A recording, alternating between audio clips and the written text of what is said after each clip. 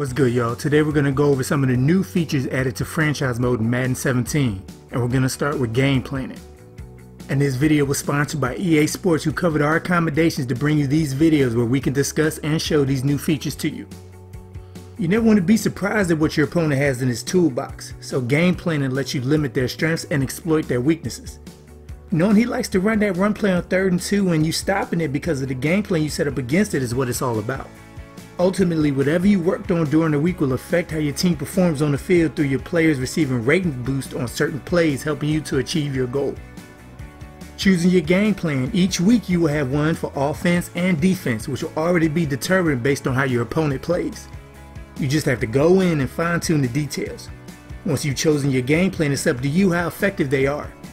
Before each game, you can play in-game drills that teach you how to execute each game plan successfully, as well as offer XP and in-game boosts for players that will play that week. Practicing the game plan will give XP to 2 position groups that correlate to each other. For example, passing game plans benefit your quarterback and wide receiver groups, while the rushing ones benefit your running backs and O-linemen. Once you practice up your game plan where you can earn a bronze, silver, or gold medal to maximize your players' boost for that week, it's game time. And it's time for in-game boosts. Certain plays will get player boosts due to your work during the week, and you will be notified of the ones affected. For example, if you choose the vertical pass and offensive gameplay, then your players will have ratings impacted anytime you call a vertical pass play during that game.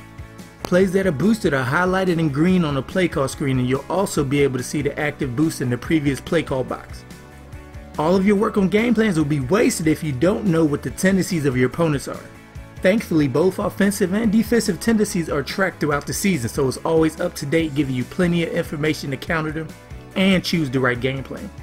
Does your opponent bring the blitz, or does he or she play more conservative on defense? You'll find that out here. Some players need some extra attention to develop into the players you want them to be. So every week you can select 3 players to focus on and they will receive extra XP. Similar to how it's been in previous Maddens where you just put one guy through weekly drills so he will get all the XP. This could help you quickly build up the young guys on your team. So if you're a team with a young quarterback, this will be extremely valuable.